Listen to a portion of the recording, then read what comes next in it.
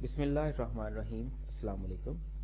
Statistics ADP semester 1 lecture number 3 और आज हम डिस्कस करेंगे सेंट्रल टेंडेंसी और average, properties of good average, types of average और अरिथमेटिक मीन। सबसे पहले central tendency.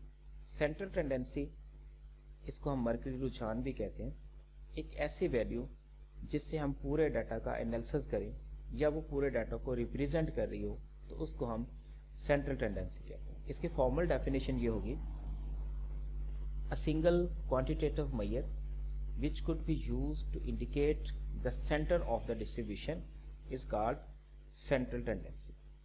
The measure commonly used for this purpose, कौन कौन से मेथड इसके लिए यूज होंगे सेंट्रल टेंडेंसी फाइंड करने के लिए? उनमें है हमारे पास मीन, जिसे हम अरिथमेटिक मीन भी कहेंगे, median, geometric mean, harmonic mean and mod. ये 5 कॉमनली यूज्ड मेथड हैं जिससे हम सेंट्रल टेंडेंसी मालूम करें। इसका एक और भी नाम है, इसको हम मेजर ऑफ लोकेशन या मेजर ऑफ पोजीशन का नाम है। तो अब प्रॉपर्टीज ऑफ गुड एवरेज, यानी सेंट्रल टेंडेंसी बेसिकली एवरेज भी कहलाता है। तो अभी हमने 5 मेथड देखे इसमें, जिसमें mean, median, geometric mean, harmonic mean और मॉड है। तो अब हर एक की डिफरेंट प्रॉपर्टीज हैं। अब जो गुड एवरेज है उसकी क्या प्रॉपर्टीज होगी?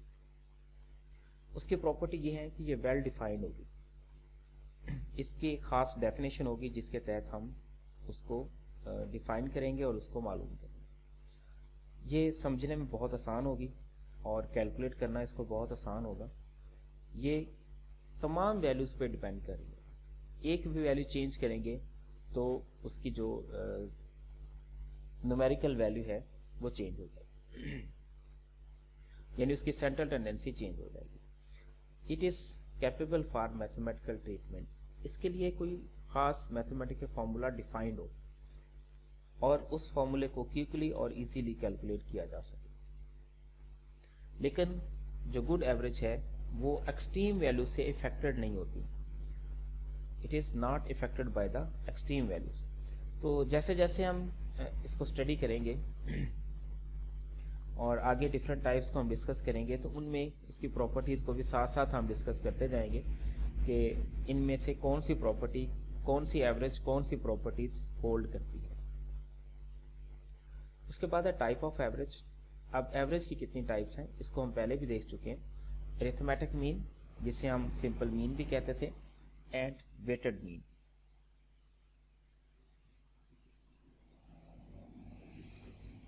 ये यहाँ पे नहीं आना, वेटेड मीन असल में अरिथमेटिक मीन के साथ। उसके बाद है geometric mean, harmonic mean, median and mod.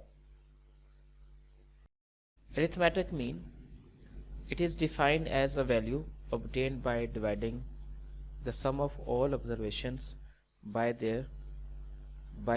number of observations।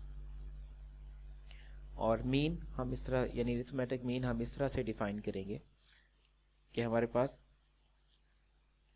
तमाम वैल्यूज का सम और उसको हम उसके नंबर ऑफ ऑब्जर्वेशंस पे डिवाइड कर देंगे तो ये हमारे पास अरिथमेटिक मीन कहलाएगा। फॉर एग्जाम्पल हमारे पास n ऑब्जर्वेशंस हैं। Let x1, x2 and so on, x1 be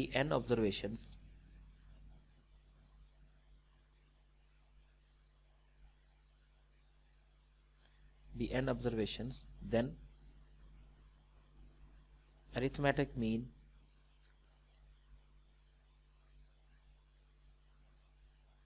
is denoted by x bar, and x bar is equal to sum of all the observations x1 plus x2 and so on plus xn। तमाम observations को add करेंगे और उसी पे divide कर देंगे। या symbolically हम इसको इस तरह से लिख सकते हैं, सिग्मा। ये सिग्मा इसको पढ़ते हैं, ये ग्रीक लेटर है और आमतौर पर समिशन के लिए यूज होता है, सम करने के लिए यूज होता है। x over n। अब एक एग्जांपल लेते हैं इसके लिए। एग्जांपल है marks obtained by 9 students are. हमें इसमें अरिथमेटिक कैलकुलेट करना है।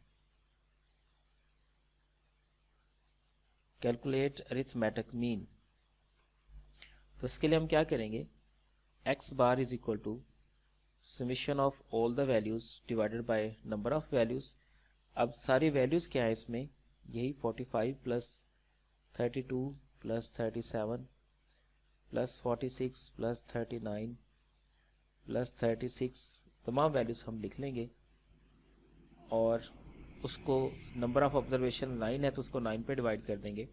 अब इसको सम अप करने के बाद 360 आएगा, इसको कैलकुलेट भी कर सकते हैं आप खुद।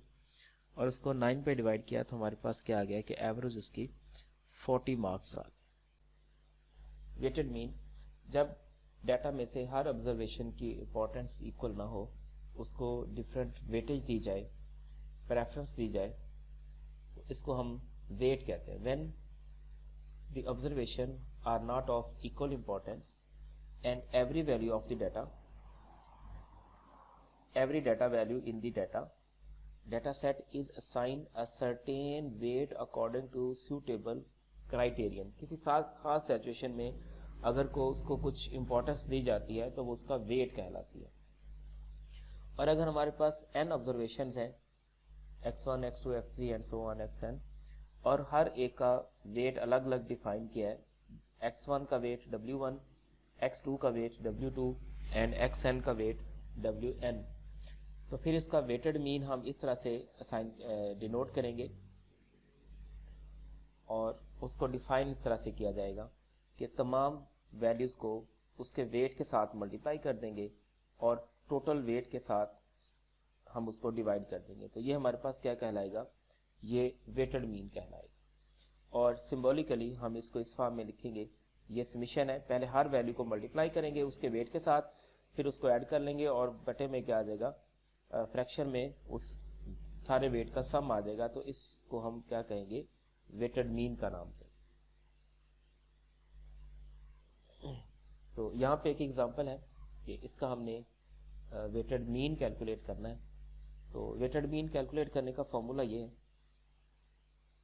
और जो हमें डाटा दिया गया है उसमें आइटम्स हैं और उसमें ये फूड वगैरह, इसकी कोई यानी लिखने की ज़रूरत भी नहीं होती, लिख लें तो अच्छा है, ये तो जस्ट क्वेश्चन है, अदरवाइज इसको लिखने की ज़रूरत नहीं होती। ये तो सिर्फ उसने बताया है कि फूड को हम कितनी इंपॉर्टेंस देते हैं, और उसके बाद रेंट है, क्लॉथिंग है, फ्यूल एंड लाइट है, और उसके बाद अदर आइटम्स हैं। तो इसकी हर पर्सन अपने तौर पे इसकी वेटेज रखता है या अपने तौर पे इसको इंपॉर्टेंस देता है, प्रेफरेंस देता है। तो बहरहाल हमें इसका वेटेड मीन कैलकुलेट करना है। ये हमारे पास है xi और ये जो वेट है ये है हमारे पास wi, यानी ये हमारे पास है x1 और ये है w1। क्या करेंगे, इन दोनों को मल्टीप्लाई करेंगे, x1 और w1। इसी तरह से ये x2 है और ये w2 है, इसी तरह से हम इसको मल्टीप्लाई कर लेंगे। तो अभी न्यूमेरिकली हम इसको कैलकुलेट करते हैं। तो पहले हम इसको मल्टीप्लाई कर लेंगे, ये जो फॉर्म दी गई है कि 290 मल्टीप्लाई बाय 7.5, इनको जब हम मल्टीप्लाई करेंगे तो ये हमारे पास आ जाएगा xi और wi। इसको जब पहले से मल्टीप्लाई किया तो हमारे पास आंसर बनता है इसका 2175। इस तरह से जब हम दूसरी इस वैल्यू को इसके साथ मल्टीप्लाई करते हैं तो हमें आंसर मिलता है इसका 108।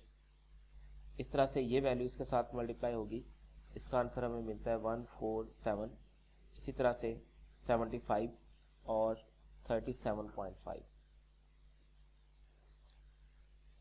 तो ये वेट है, wi है। इन तमाम वैल्यूज को अगर हम सम अप करते हैं इनको, तो ये हमारे पास बनता है समेशन wi, और इन सब को सम करने से हमारे पास आंसर आता है 12.5। और ये जो वैल्यूज हैं ये तमाम वैल्यूज कौन सी हैं, xi wi। तो इसका मतलब है इसको हम लिखेंगे समेशन xi WI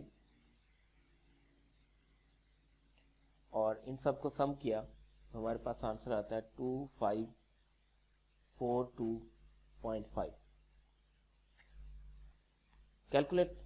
कैलकुलेशन के लिए फार्मूला की दोनों वैल्यूज हमारे पास आ गई हैं।